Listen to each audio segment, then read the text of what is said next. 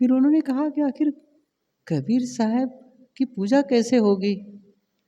मैंने कहा कि जितना आप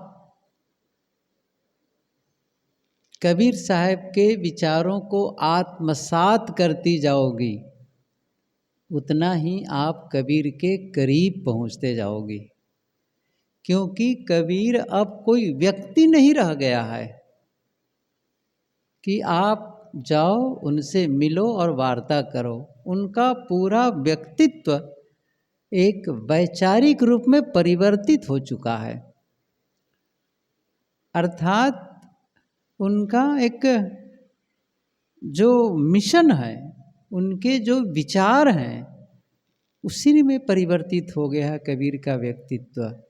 अर्थात आज हम कबीर को जानना चाहें तो कबीर के विचारों के माध्यम से जानेंगे, उनके संदेशों के माध्यम से जानेंगे, और उनके संदेशों को, उनके विचारों को जितना हम आत्मसात करते जाएंगे, जितना हम उसे अपने जीवन में उतारते चले जाएंगे, उतने ही हम कबीर के नज़दीक पहुंचते जाएंगे।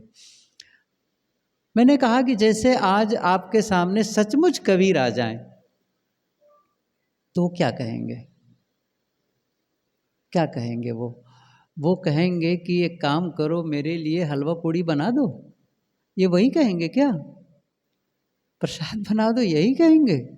ऐसा तो नहीं कहने वाले हैं।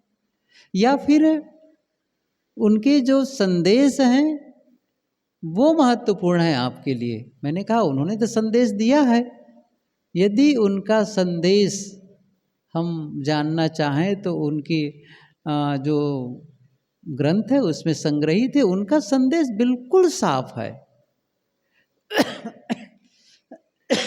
उन्होंने कहा है, बड़ा सरल सरल कहा है, शकलो दुर्मति दूर करूँ अच्छा जन्म बनाओ, काग गौन गति छाड़ी के हंस गौन चली आओ।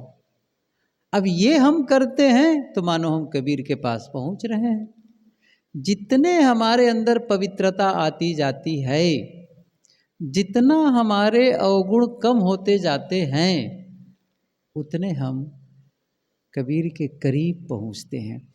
इसका मतलब है कि जितना आप अपने भीतर पहुंचते चले गए, अपने अंतस में पहुंचते चले गए, अपने आप में स्थित होते चले गए, बस मानो आप कबीर के नज़दीक पहुंच रहे हैं। क्योंकि यही वो कहा चाहते थे। उन्होंने जो कहा है कि जो तू चाहे मुझको छाड़ सकल की आस, मुझी ऐसा होए रहो सब सुख तेरे पास। ये पंक्ति, सब सुख तेरे पास, सदगुरु कबीर ने ये नहीं कहा कि सब छोड़ दो और मेरे पास आ जाओ, मेरे पास सुख का खजाना है, मैं सुख लुटाने वाला हूँ, आ जाओ, मैं सुख देने वाला हूँ। ऐसा उन्होंने नहीं कहा।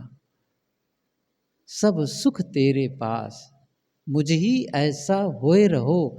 लेकिन उस सुख की अनुभूति कब होगी? तब जब मुझ ही ऐसा, जैसा मेरा जीवन निष्काम है वैसे ही निष्काम हो जाओ, वैसे ही पवित्रता का जीवन जियो, सुख की अनुभूति होने लगेगी। तो कबीर की पूजा का मतलब केवल उनके चित्र, उनकी मूर्ति के सामने जाकर के आरती वंदन करना, पुष्प अर्पित करना, कुछ मंत्रोच्चार करना, कुछ पाठ कर लेना, इतना ही नहीं है। सच कहो तो कबीर के विचारों को जितना हम जीते हैं, जितना हम जीवन में उसको आचरित करते हैं, उतने ही हम कबीर के नज़दीक पहुंचते जाते हैं। और यह एक दिन का काम तो है नहीं है। जीवन तो न जाने कब से बिगड़ता चला आया है, ना समझी से, और उसे हमें धीरे धीरे ठीक करना है। कई बार बातें समझ में आ भी जाती हैं, लेकिन तत्काल हम वहाँ पहुँच नहीं जाते हैं। ये निर्णय भी ले लेते हैं कि ऐसा करना है, इसके बावजूद पहुंच थोड़ी जाते हैं। जैसे मैंने ये निर्णय ले लिया कि यहाँ से मुझे दिल्ली जाना है और टिकट भी बना लिया कि इस ट्रेन में मुझे दिल्ली जाना है, ये मेरा रिजर्वेशन बर्थ है। तो क्या दिल्ली पहुंच गया? तो भी तो दिल्ली नहीं पहुंचा है, तो भी समय लगेगा, तो भी चलने में वक्त लगेगा। निर्णय लेने के बाद चलना होता है। ऐसे ही हम सबके भी जीवन में जो ज्ञान मिला, जो हमें संतों से, गुरुजनों से, सद्ग्रंथों से जो ज्ञान प्राप्त हुआ, उसका अब उपयोग करना है। और जितना उपयोग करते चले जाएंगे उतने ही हमको आत्मसंतुष्टि मिलती चली जाएगी। जितना हम उसका उतना ही हमें अनुभव होता चला जाएगा। और कोई अलग थोड़ी है, सब भीतर में ही तो है। इसलिए हमें ध्यान देना है। और कबीर की विशेषता भी यही है कि वो कहीं उलझाते नहीं, कहीं भटकाते नहीं। किसी पूजा पाठ में, किसी मंत्र तंत्र में, किसी जप तप में, किसी भी कर्म कांड में उलझाते नहीं हैं। और किसी प्रकार से कोई काल्पनिक देवी देवताओं में वह उलझाते नहीं हैं कि वहाँ अमुक लोक में अमुक देवी, अमुक देवता या अमुक तीर्थ में ये है वो है। कुछ नहीं। इन सारी बातों से अलग सरल सरल बातें उनकी है कि जैसा कर्म करोगे वैसा फल मिलेगा, ये नियम है। और यदि उनके कुछ बातों को जानना चाहें, कुछ उनके विचारों को जानना चाहें, तो सरल शब्दों में तो यही कहा जा सकता है कि भाई वे आत्मा से अलग परमात्मा नहीं मानते। ये बड़ा सरल ढंग से समझना चाहे कोई तो, कि ये आत्मा है और इससे कहीं अलग परमात्मा है।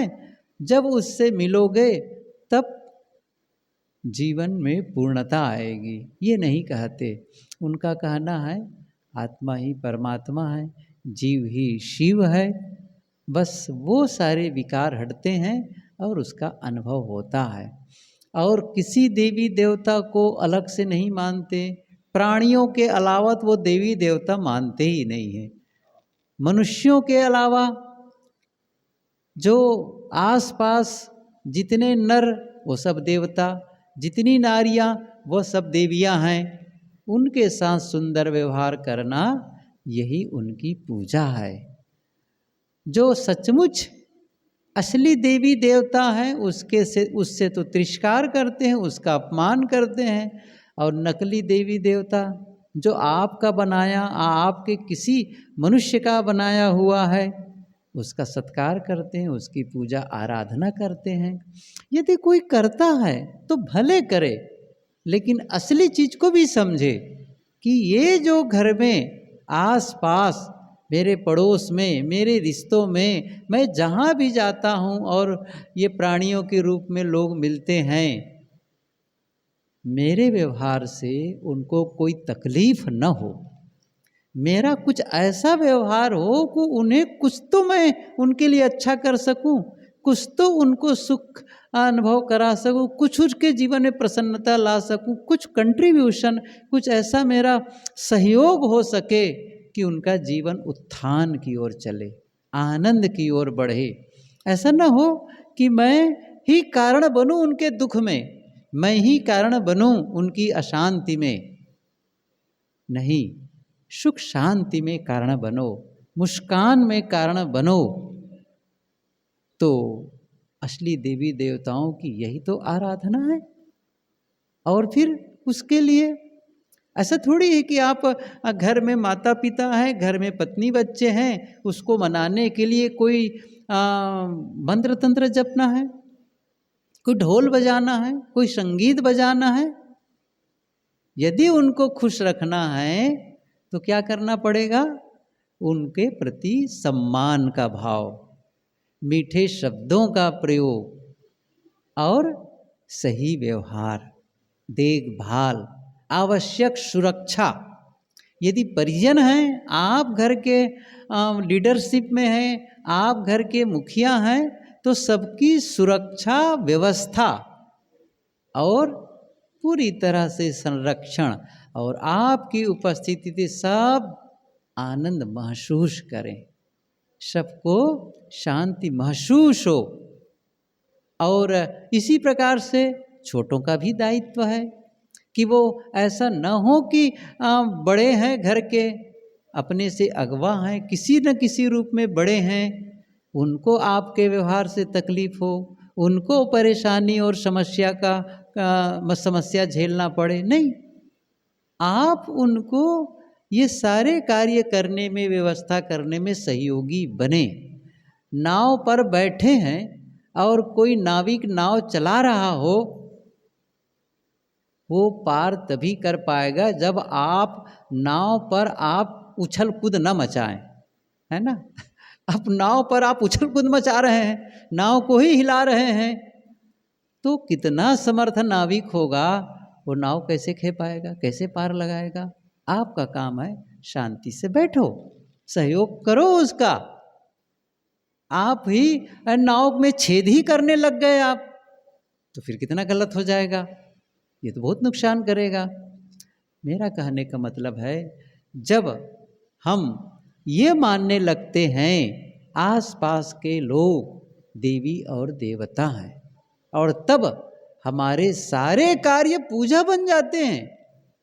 जो सदगुरु कबीर ने कहा है ना, जो कुछ करो सो पूजा, जहाँ जहाँ डोलो सो परिक्रमा, जो कुछ करो सो पूजा, जब सोवो तब करो दंडवत, भाव मिटाओ दूजा।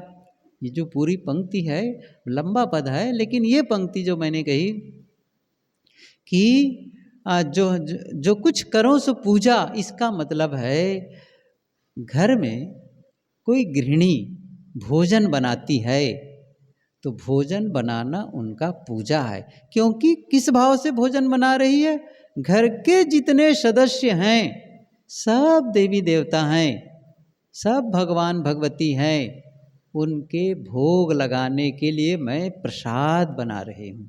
सोचो अब क्या होगा, किसके लिए है भोजन। आप सोचो, आपका कोई इष्ट, आप जिनके प्रति बहुत श्रद्धावान हैं, बहुत प्रेम करते हैं, वो जब आपके घर मेहमान पहुंचते हैं तो फिर आप किस प्रेम के साथ कार्य करते हैं, संपन्न करते हैं। आप सोच रहे हैं ना, कितना प्रेम होता है। फिर वो आएंगे, अच्छा कहाँ बैठेंगे, फिर वहाँ की स्थिति कैसी होनी चाहिए, कितना साफ होना चाहिए, अच्छा आने पर मैं कैसे उनका स्वागत करूँगा, क्या पिलाऊँगा, क्या खिलाऊँगा, कैसे भोजन बनाऊँगा, सब कुछ मन में एक प्रसन्नता से आप ये सारे काम करते हैं।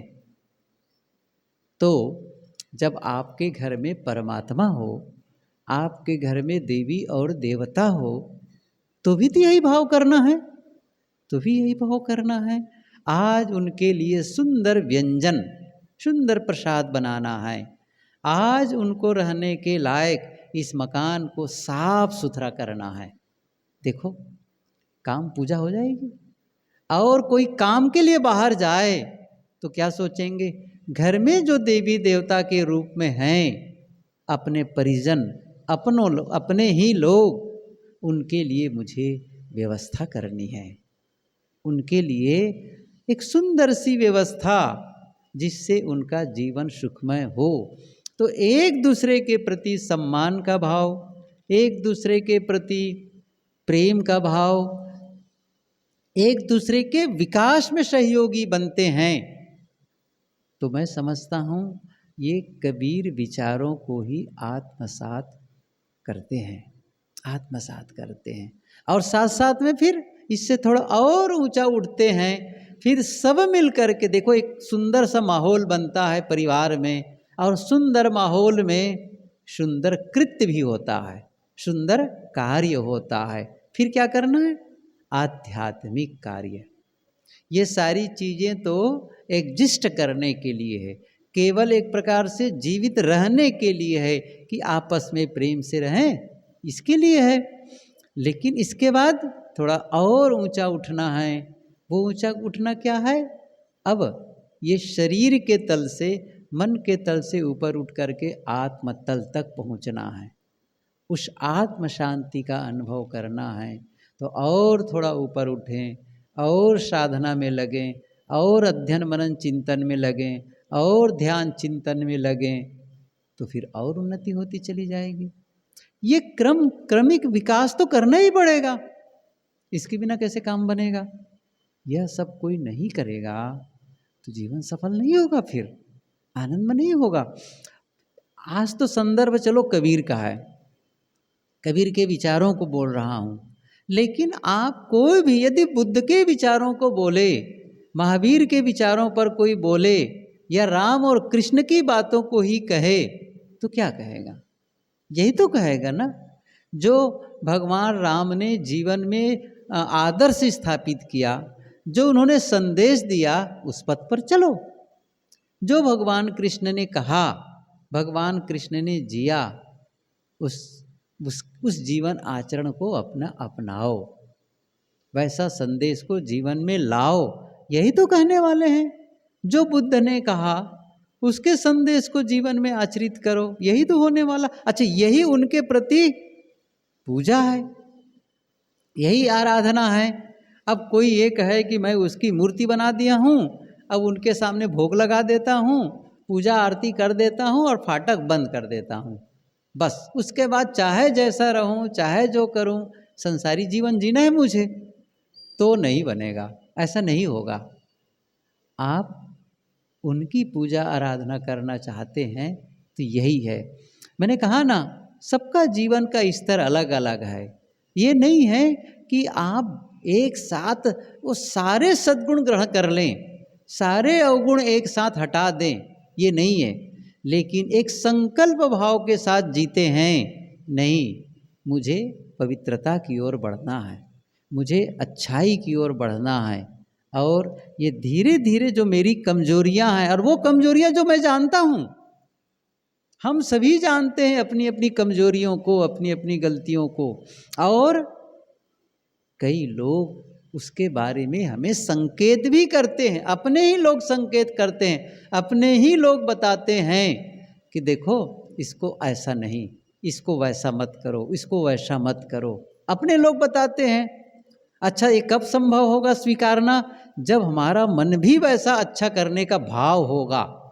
नहीं तो मन में एक चीड़ होती है, तू बड़ा बताने वाला हुआ, और क्या बोल देते हैं, तू अपना देख, तू अपना देख, तू तेरा देख।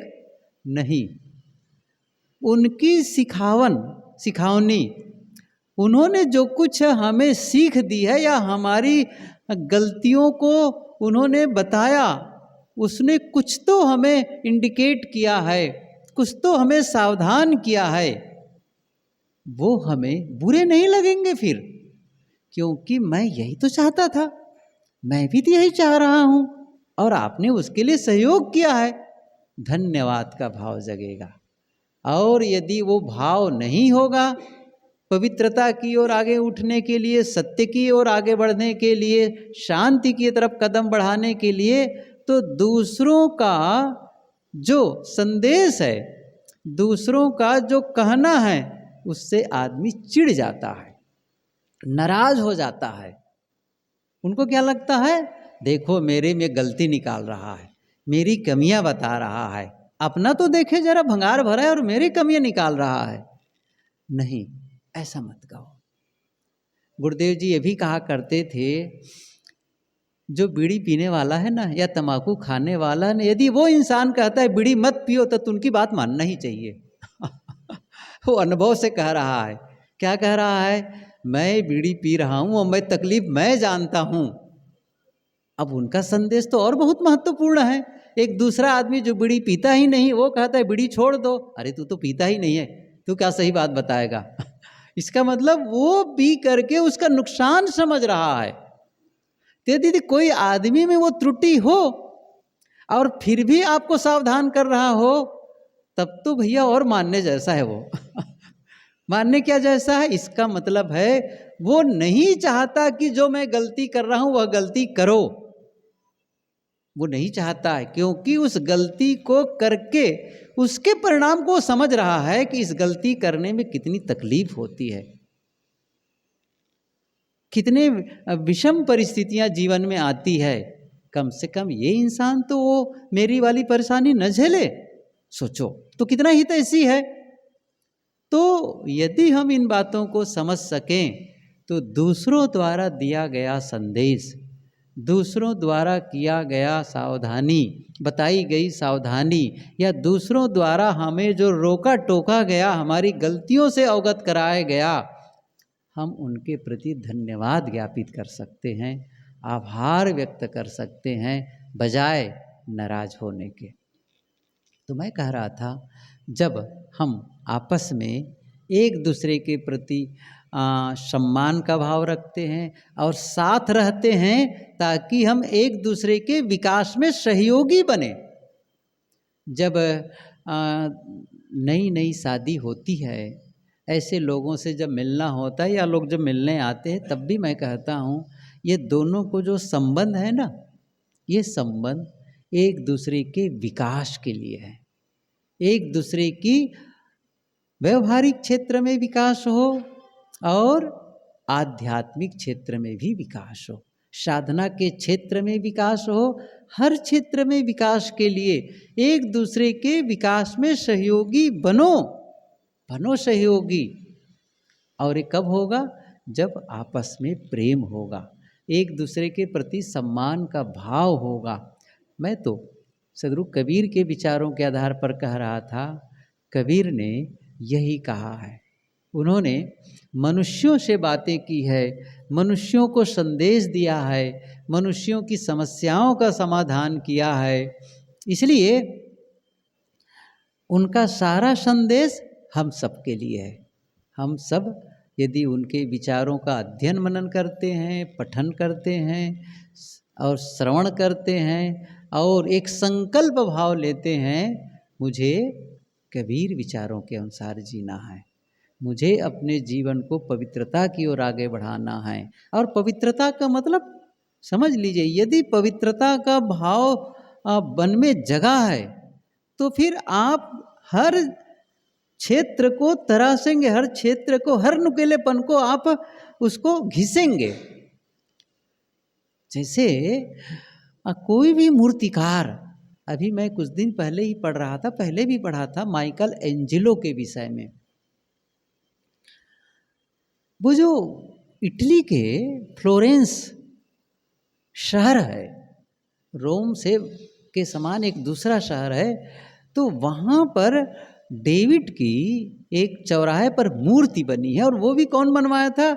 मेडिसिस नाम का ये जो बहुत धनी आदमी था, उसने उनको काम सौंपा था और उसने कई महीने लगा दिए थे, वर्ष लगा दिए थे उसके उपयुक्त पत्थर ढूंढने के लिए। और जब उन्हें पत्थर मिला, फिर उसको अपने स्टूडियो में मंगा करके 2 साल उसको लगा दिए छीनी हथौड़ी से उस आकृति को लाने में। फिर 2 साल वो छीनी हथौड़ी रख करके केवल घिसने में लगाया, घिसा उसको कागज रेगमल ले करके उसको। और जानते हो क्या हुआ? जब उस मूर्ति का अनावरण किया गया उस चौराहे पर, हजारों लोग इकट्ठे थे, तो कहा जाता है, मैंने पढ़ा है कि कई लोग उस मूर्ति को देख करके, इतनी सुंदर वो मूर्ति आज भी है, इतनी सुंदर मूर्ति लोग देख करके चीखने लगे, चिल्लाने लगे, कुछ तो बेहोश हो गए। सच कह रहा हूं, गजब है वो मूर्ति। ऐसी सुंदर मूर्ति अद्वितीय है, शायद ही कोई हो पूरी दुनिया में। तो किसी ने पूछा, आप इतनी सुंदर मूर्ति कैसे बनाए? माइकल एंजेलो से पूछा, इतनी सुंदर मूर्ति आपने कैसे बनाई है? उन्होंने क्या कहा, मैं तो पहले ही दिन उस पत्थर में, पहले ही दिन मैंने उसमें डेविड को देख लिया था, डेविड को देख लिया था। और फिर उसके बाद मैंने केवल एक ही काम किया था, इस पत्थर में जो डेविड नहीं था ना, उसको निकालना। उस पत्थर में जो डेविड नहीं था, जो उसको छुपाया हुआ था, उस डेविड को उस अंश को बस निकाल देना था, बस मैंने वही किया। कमाल है। वो सत्य हमारे भीतर है, वो परमात्मा हमारे भीतर है। लेकिन जो परमात्मा के साक्षात्कार में, उसके मिलन में जो भी गलत अंश हैं, उसी को छीन करके निकाल देना है। अनावरण, डिस्कवर। सच क्या है? साधना का मतलब है डिस्कवर कर देना, अनावरण कर देना, खोल देना, तो सत्य प्रकट हो जाता है। मैं कितनी बार ये सत्संग में कहता हूँ, आप यहाँ बैठे हैं और आपसे अलग कहीं सत्य रखा है जिसको खींच के ले आओ। वहाँ पर कोई परमात्मा बैठा है जिसको अंदर ला के फिट करो। वहाँ कहीं शांति रखी है, सुख रखा है जिसको ला करके अंदर में ऐसे मर्ज कर दो। ऐसा कुछ नहीं है कि बाहर से कुछ लाना पड़े और अंदर में सेट करना पड़े। चाहे वो जितना प्रियकर हो, सुंदर चीज हो, यदि उसे आप अपने भीतर लाए, अपने पास लाए, एक दिन तो आएगा उसको छोड़ना पड़ेगा। आपको याद है ना, आप इसी जीवन में कितने सुंदर सुंदर कपड़े पहने होंगे, मन पसंद के कपड़े खरीदे, पहने। आज वो कपड़े हैं, आज से 25 साल पहले के कपड़े आपके पास हैं? नहीं रह गए हैं। सही है ना? और उस समय क्या लगता था, बस ये कपड़े मिल जाए, क्या पूछना है। वो चीज नहीं रह गई। और माताओं के पास में हो सकता है कई गहने अब नहीं रह गए होंगे, शुरू वाला जो सुंदर लगते थे। कई लोगों के मकान बदल गए होंगे। सही है ना? जिस मकान को उन्होंने तरासा संवारा और रखे थे, वो मकान भी बदल गया होगा। और कुछ लोगों का शहर ही बदल जाता है, वो शहर ही बदल जाता है। कितना प्रियकर था। शादी होती है तो दोनों एक दूसरे के कितने करीब आ जाते हैं। क्या वो संबंध स्थिर होता है? वो संबंध भी छूट जाता है। और जब बच्चा पैदा होता है तब तो लगता है बस ये मेरा साथी है।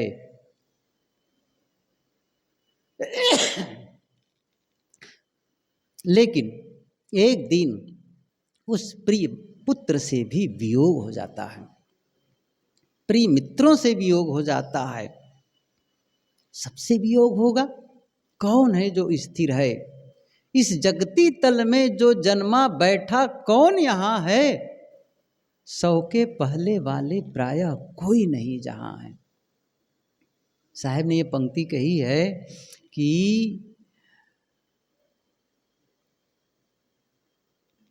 जो भी यहाँ जन्म लिया है, दादों बापों पर पाजों का पता नहीं चलता है, जो उठ करके चल देता है पता नहीं चलता है।